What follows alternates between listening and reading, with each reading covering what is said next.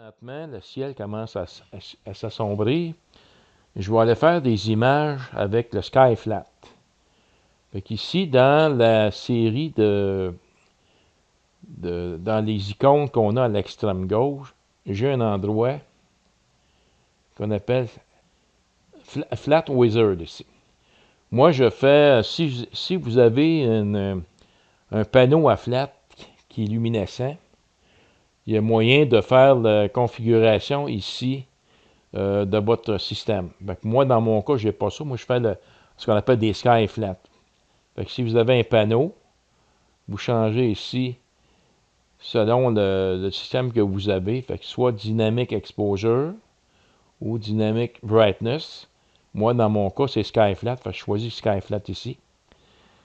Puis, dans Multimode, c'est que je peux faire des flats en activant ici la case On. Vous avez chacun des fils. Moi, je préfère le faire en single mode. Ça veut dire que lui, si je veux faire, exemple, le filtre rouge présentement, fait que je mets ça sur le filtre rouge ici. Le Binning, moi, je travaille toujours en Binning 2 avec mon Plane Wave. Mon gain puis mon offset, ça ne change pas.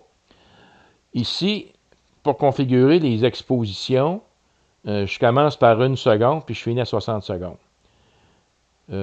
Puis l'histogramme, le target, là, ce qui va faire les photos du ciel, c'est une photo d'un uniforme. Autrement dit, il va pointer au zénith, puis il va faire des images entre 1 et 60 secondes. Il va les faire automatiquement. Fait qu'ici, moi, ce que je veux faire, c'est que au départ, je veux envoyer mon télescope au zénith, puis il va arrêter la monture rendue là. Fait que si on regarde la caméra, présentement, elle est en direction de l'ouest. Elle pointe au point de Home Position.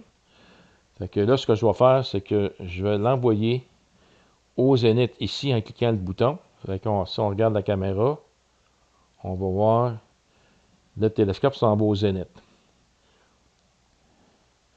Rendu là, il va arrêter le moteur. Là, c'est sûr que si on a des étoiles, on peut avoir des petites lignes horizontales dans nos images.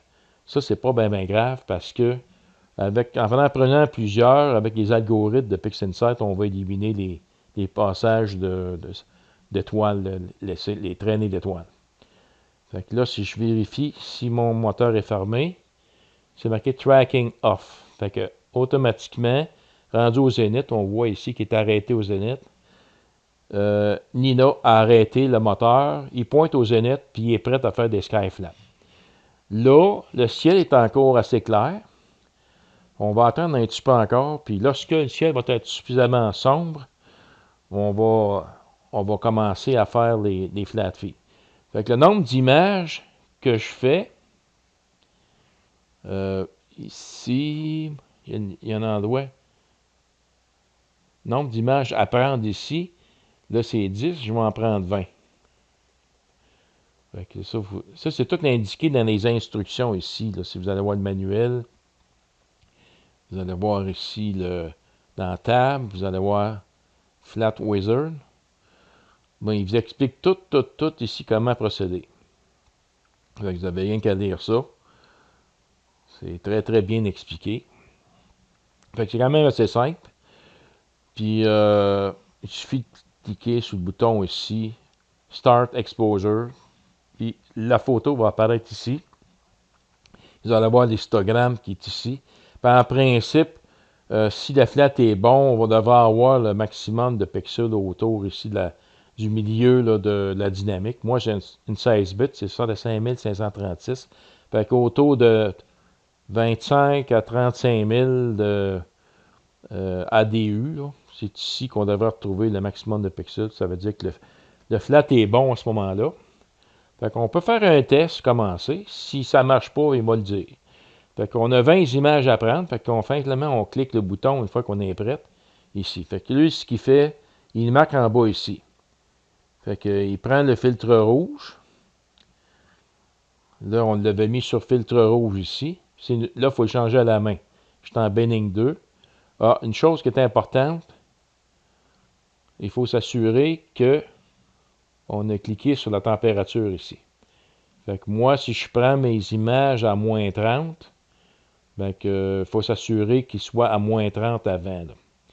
Fait qu'au départ, lorsque votre caméra, euh, quand vous allumez tous vos accessoires, assurez-vous de cliquer le bouton ici pour refroidir la caméra selon la température que vous avez mis. Moi, j'ai mis moins 30 par rapport à la température ambiante. Fait que, on voit ici, le couleur est en action. Si on avait un cercle rouge avec une barre dedans, ça veut dire que le couleur ne fonctionne pas. Si je fais ça, si je l'arrête, normalement, ça veut dire que ça veut dire que si j'ai un petit cercle avec une coche dedans, petit fer clair, ça veut dire que tout est fonctionnel. Fait qu'on voit ici dans le graphique que la caméra commence à refroidir. On est rendu à moins 14, puis notre objectif c'est moins 30. Puis le couleur, ici, j'étais à Cooler Power, j'étais à 4%. Mais c'est ce qu'on a ici, Cooler Power. On est en direction ici de environ 4% d'utilisation. Puis on voit ici la température descend de plus en plus. On est rendu à moins 17. Fait que ça refroidit quand même assez vite. Mais on va attendre d'être rendu à moins 30 avant de faire nos sky flat. Moi, je fais mes sky flat, mes dark, mes bias, une fois la température du CMOS de la caméra principale atteint. Ça, c'est bien important. Fait qu'on va laisser un petit instant, on va stabiliser et on va revenir. Bon, voilà, la température de la caméra principale est atteinte. Je suis à moins 30 ici. C'est ce que j'avais ajusté. On voit le graphique ici. Je suis rendu stabilisé à moins 30. Alors, je reviens à mon onglet de Flat Fill, pour le Flat Wizard. Fait qu'ici, mon filtre rouge est sélectionné. J'ai 20 images à prendre. Je fais des sky flat sur le ciel. Je suis en Binning 2. J'ai ajusté ici mon minimum d'exposition à 1 seconde, mon maximum à 60 secondes. Puis j'ai mis ici la moyenne de tolérance. En fait, c'est pas mal les valeurs par défaut, ça ici. Là. Je n'ai pas changé grand-chose dans ça. Mon télescope pointe au zénith. Le ciel commence à être de plus en plus sombre. On est au crépuscule nautique. Fait qu'on va s'essayer. Fait qu'on part ici en cliquant le petit triangle. Et là, ici, il commence à faire un Twilight Sky Flat. Fait qu'il commence avec une exposition de 30 secondes.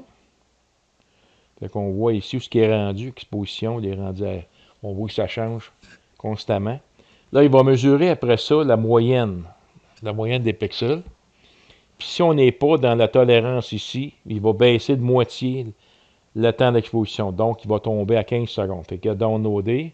Voici l'image. Puis voici ce qui met la position de la moyenne de l'histogramme. Fait qu'on voit ici, on a un petit poussière qui est ici, puis on voit l'image normale d'un flat face, ça veut dire foncé sur les bords, puis un petit peu plus clair au centre. Fait que là, présentement, il prend encore des images de 30 secondes. Fait que là, il a pris une image sur 20. Fait qu'il est en train d'en prendre un autre. Si vous avez des filtres opaques comme des narrowband, comme j'ai un H-alpha 3 nanomètres, mais à ce moment-là, vous pouvez commencer un petit peu plus de bonheur. Puis à mesure que le ciel devient de plus en plus sombre, mais là, à ce moment-là, c'est d'utiliser des filtres les moins opaques possibles. Fait que là, présentement, je suis sur le filtre rouge. Il est en train de faire une deuxième photo. Fait que on voit qu'il a pris 2 photos. Et là, l'histogramme, il est très bien là. Fait qu'on le voit ici. Calculer target exposure time. Puis là, ici, on est rendu avec des expositions de 56 secondes. Fait que là, avec le filtre rouge, il va de plus en plus d'exposition. Fait qu'à ce moment-là, moi, ce que je fais, je vais changer de filtre. Je vais mettre le filtre luminance, qui est le moins brillant. Puis il va essayer de faire des pauses. Normalement, j'aurais commencé un petit peu plus de bonheur. C'est rien pour la démonstration que je fais présentement. C'est pour faire de la vidéo là, que je fais ça.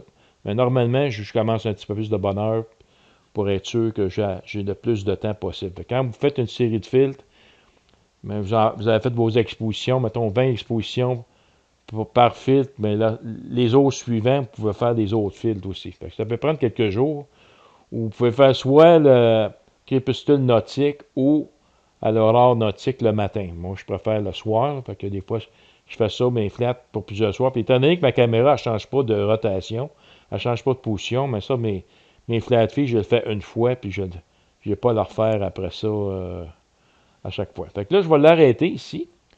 Je vais simplement changer de filtre. Je vais mettre le filtre luminance, qui est le filtre le moins absorbant, puis on va commencer la procédure. Fait que lui, encore là, ce qu'il va faire, il va faire une exposition de 30 secondes. Moi, j'avais mis en 1 seconde et 60 secondes, fait qu'il prend la moitié. Puis il va calculer la moyenne, puis si on est dans des tolérances, ben il va le faire à ce temps d'exposition-là. Sinon, s'il voit on dépasse notre fourchette ici, on est soit trop haut ou trop bas, ben il va ajuster automatiquement le temps d'exposition. Là, il vient de prendre son exposition. Là, il vient de faire.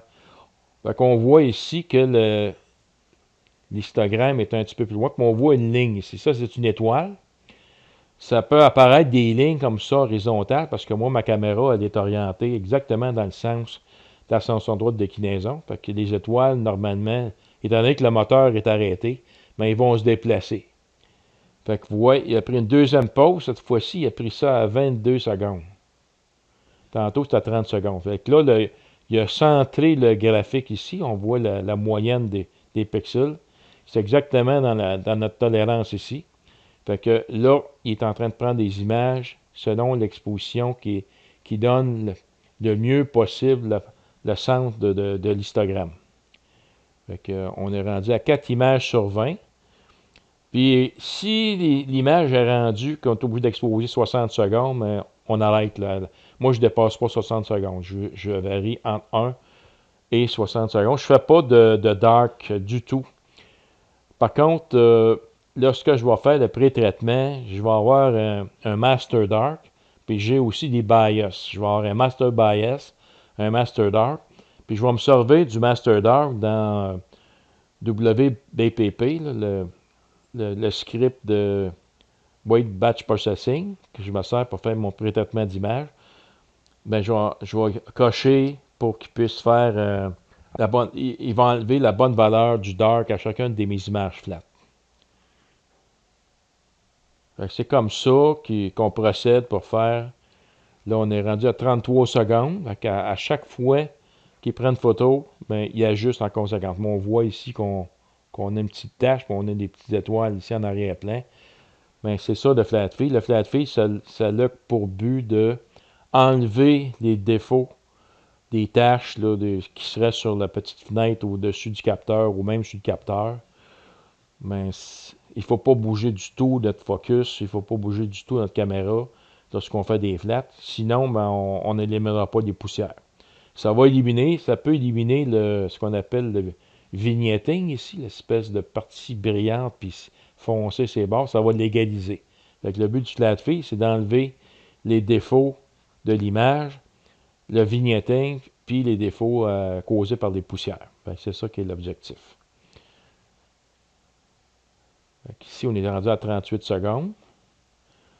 Fait que c'est ça. Il vient d'en prendre un autre. Là, on est rendu à... Ici, on a plusieurs pauses sur nos 20 de prix. Puis l'histogramme est toujours au centre ici. Fait que ça, c'est parfait. Donc, idéalement, c'est de faire ça un soir si c'est nuageux. Mais si le ciel est bleu, c'est correct aussi, là, parce que le but, c'est d'avoir une plage de lumière uniforme. Là. On appelle ça un flat fee. C'est d'avoir l'image égale au niveau luminosité. Je n'ai pas besoin de panneau à flat. Moi, je suis en observatoire, puis j'opère à distance. Dans mon cas, j'utilise le ciel pour faire mes flat fees. Ça fonctionne très, très bien. J'ai pas de problème. On voit une étoile qui est apparue ici, qui est plus brillante que les autres, mais elle va être éliminée parce que en prenant une vingtaine d'images, ben, automatiquement, avec l'algorithme de PixInsight, on va éliminer ce qu'on appelle les outliers en anglais, ou les extrêmes, les valeurs extrêmes. Comme ici, ça, c'est une valeur extrême qui va apparaître dans l'image. Automatiquement, ça va être complètement éliminé. Puis on va avoir une belle image flat qui va servir dans notre pré-traitement. Fait que c'est comme ça qu'on utilise le Flat Wizard dans Nina.